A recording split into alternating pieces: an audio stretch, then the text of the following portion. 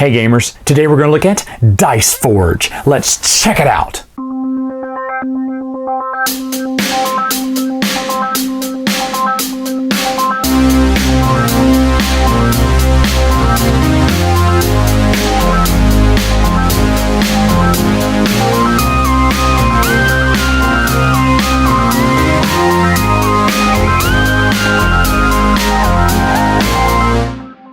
To set up for the game, each player will pick a smithy here.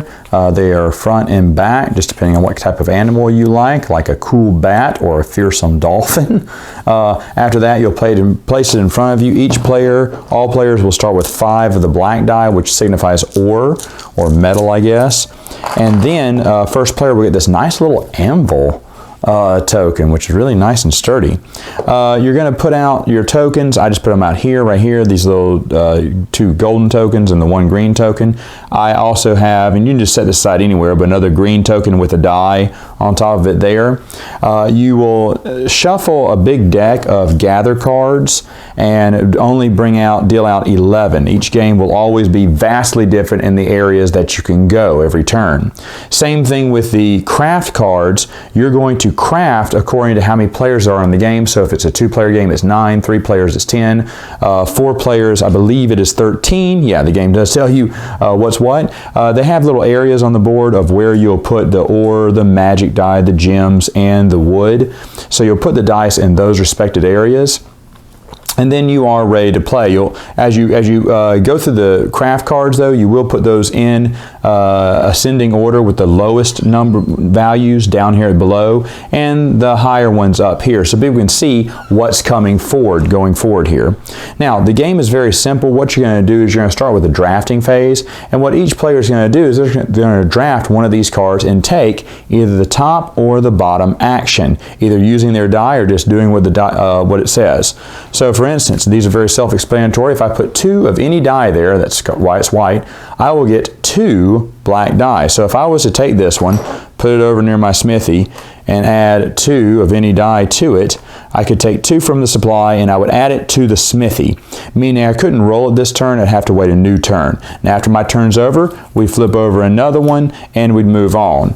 Then the next player would go. Now each one of these says something different. For instance, this one says I can take this bottom action, which requires a green die and any color die, and then I'll be able to flip 2 dice over when I start crafting some of these instruments. Or instead, I could take this action, get a green, but then all of the players get a black. Or here, if it says an X, that means at the end of this round, I'm going to eliminate that die and just send it back to the pool. If ever you see X's on any of these, for instance, this one says, hey, get rid of any 2 die.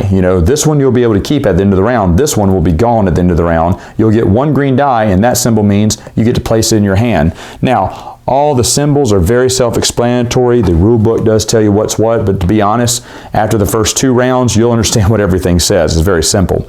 And you just kind of read the instructions. This one, if I get rid of a green die, I'll get 4 black. Now, if it doesn't say in my hand, then remember it goes on your smithy, and that's going to be for the next round.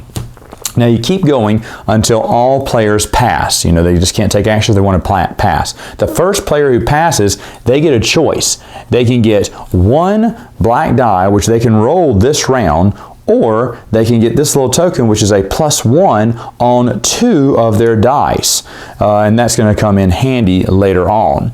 Now, there are other options you can take. You can take any of these little building options down below. What you'll do, instead of taking a card, you'll just place any number of your die as according to what it says here on the board, and you'll gain that die. So for instance, if I go here, I could place 1 here or 2 dice here of any color. Remember, these are going to go away at the end of the turn. But I could get a green die or a black and green die or a red die. First one there would get the cheaper one, or blue die. Here is just extra tokens. There's that green token I talked about. You just get rid of 1 die to get that for this roll. Or you can get some of these. These mean whatever you rolled, this will mark it as a 6, regardless of what you roll. You could have rolled a 1. But if you had this, you can make that a 6 when you roll it. And that's very important too. Of course, those are use them and lose them for this round. You don't get to keep them for the next round. Now, if you do place something on one of these buildings, you do need to randomly just discard a card from on the table there and then move to the next player, because it's going to keep going until that entire deck is empty or everyone is passed. Afterwards, whatever dice you have remaining, so let's say I had 4 dice remaining or 5 die remaining, okay? Then you could just roll all these die. You only get to roll them once. Now, anything that mitigates rolls would be counted, because there are certain cards that give you like a +1 on this turn, or like I said, the green token would give me a +1 to everything there. So that 2 and that 3 could be a 3 and a 4, you know, for this round. But what you're going to look and see, hey, are any of these items I can forge? Now you're starting with the first player and then going around the room. This one just requires a 1, 2, 3. Well, look at that. I happen to have a 1, 2, 3. Now you don't have to get it exactly. For instance, I could use this 5 and this 6 to craft that if I wanted to. Now, the reason I say that is, let's say that's all I had was a 1, 2, 3. So I got it. I can't get this one because I don't have 2 3s. But if I had this token, maybe both of those, you know, let's say I had both these tokens, that makes it a 3 and a 4, then I could take that one, you know, just depending. Now you can take multiple cards. So let's say this was my other roll here, and with the 5 and the 6, I wanted to take the trumpet too, and I could. Now, going to the second player and then all the way around, however many players there are, if anyone can beat your roll, meaning, for instance, for this wrench, I paid a 1, 2, 3, but what if someone paid a 2, 3, 4? Or a 2, 2, 3, you know, anything higher than my 1, 2, 3, then they would steal this from me, steal the order from me, because they made a nicer wrench.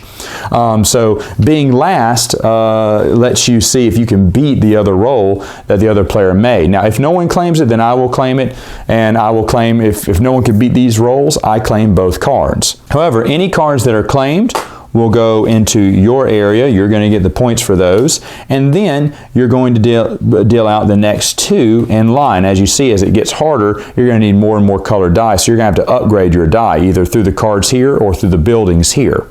Now you're going to keep going until someone gets 4 of these, okay? 4 of these items. The player who gets 4, you'll finish out the round, of course, and whoever got 4 wins. Now if it's a tie, then you're going to just add up your little value points, and of course whoever has the highest value wins. Now that is the base game there. Oh, I should say at cleanup, all of these cards do come back. Anything that was discarded or anything that was in your hand go back. Everything goes back into this special deck you made, and you're going to shuffle it and then redeal it out for the next round.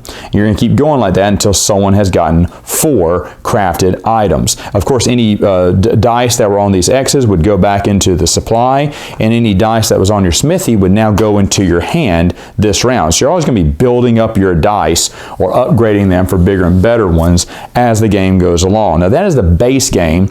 There are several expansions in this game, and one of them is called the Apprentices. The Apprentices, basically you're putting out 3 of these apprentices each round, and someone can, instead of, you know, taking their regular turn, they can take one of these apprentices. Now it does feature something new here. It's called counterfeit tokens.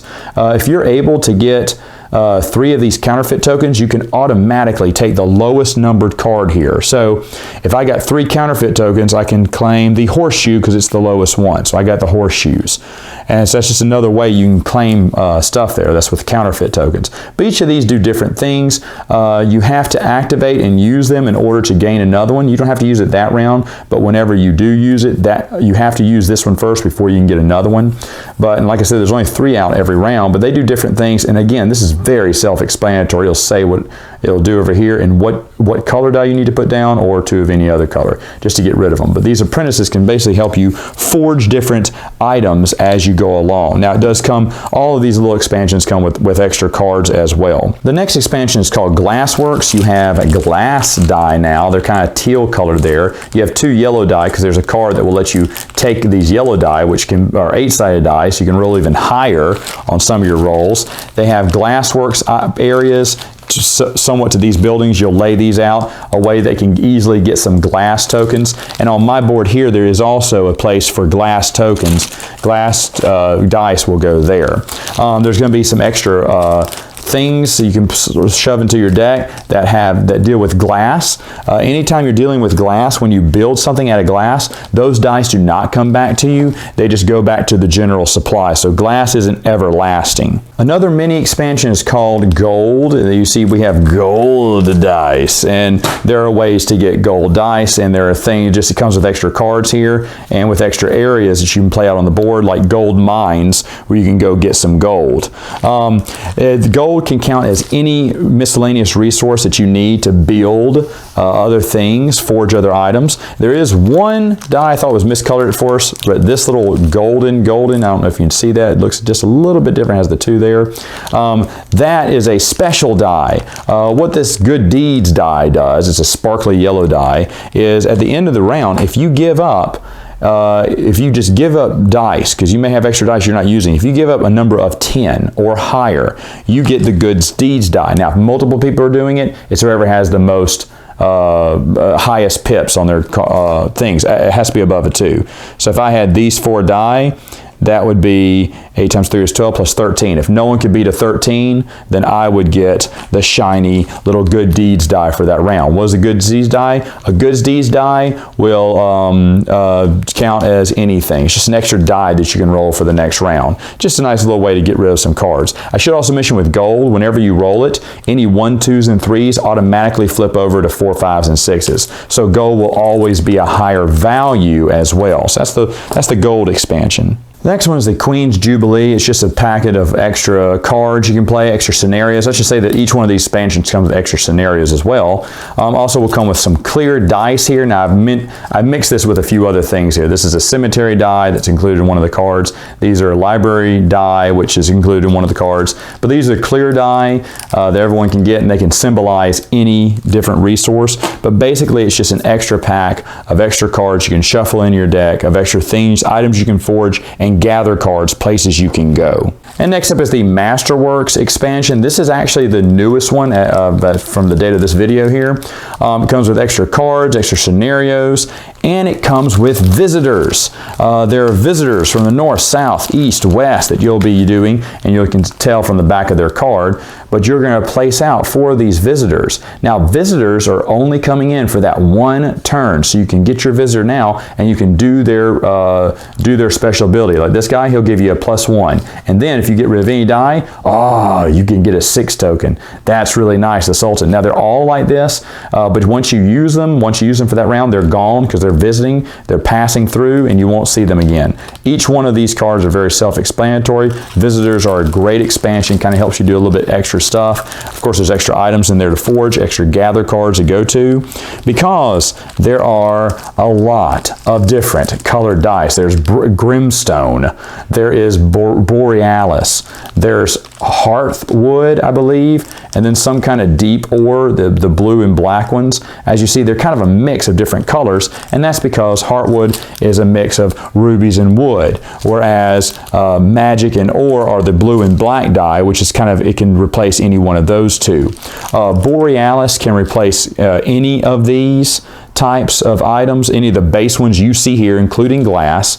And then Grimstone is a little bit different. There are 8 different uses for Grimstone, but each time you get one of these dice, and by the way, of course, there's extra docks areas where you can get each one of those type die, and what you do there, and of course you're putting those die on there.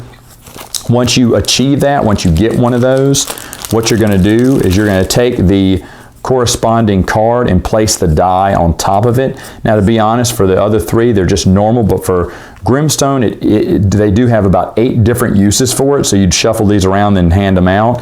You can have more than one of any of these die, but once you use any of these die, they're one and done. You can save them up, but you can and you can use as many of the Heartwood, Borealis, and whatever this one's called, magic metal or whatever. You can use any one of these, all at once. I can use 2 Heartwood if I wanted to, or 2 Borealis, or whatever this one is.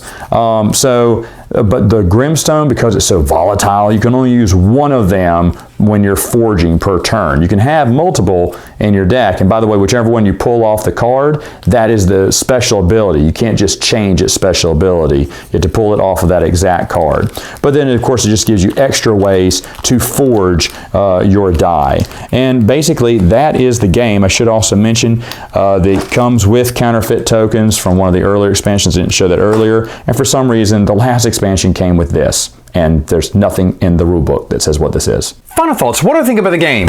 Well, folks, I've been looking at this game for a couple of years and finally found a good deal on it and got it, and we've played it a couple of times, and I have to say it's a really fun game. Basically, the games are always different because there's different items you have to forge or different gather cards you can get. So every game is going to be different. There's a lot of replayability even in the base game alone. But as you add the expansions like Glass, like Gold, like the Jubilee, like the Apprentices, you know, it just gives you more ways to manipulate dice and more gather cards in there to go different places and more dice to do anything. I didn't get to the library and cemetery die, but those are just basically for certain cards. The game's really easy to follow because the cards basically tell you what you need to be doing, and like I said, whoever has it, you're just rolling the die once, yes, but then you're using some of your other cards to manipulate those die rolls. This is a really fun game. My only complaint is it costs way too much. I cannot recommend this game. It's astronomical prices for it. I got everything, all the expansions, for basically the price of the base game. I paid like a little bit more, but I wouldn't pay for everything here. I'd pay maybe 60 bucks, maybe 60, 70, maybe. But no, you can't get it for 70 bucks or 60 bucks for that much. It was 120 bucks maybe. But the thing is though, I thought, well, maybe it's because the dice are metal. Maybe you're buying metal dice, and I don't know what justifies the cost of the base game being 50 bucks. It's just regular die, regular cards. There's really nothing in there that constitutes that price. And all the expansions come in these little mini boxes. By the way, all the expansions fit in this box. Awesome. And there's room for more. But the thing is though, every expansion costs about 30, 35 bucks. And there's about $15 worth of stuff in there, maybe 20. I mean, the thing is, I just don't know what's justifying the double the amount of the cost here. It's so sad because I'd love to recommend this game if it was cheap. If the base game was 30 bucks and every expansion was 15, I'd say get it. Get it, it's totally worth it. But that's not the case. Every base game's worth 50, 55 bucks, and every expansion's worth 30, 35 bucks. It's just not worth it for that price point. Like I said, if I didn't get a good deal on it, I would have been very unhappy. So again, I have no idea how they can justify the price point on this, and it's too bad because more people would love to play this game if it was cheaper or more available. All right, gamers, that's all the time I have for now. Until next time, you know what to do. Game on.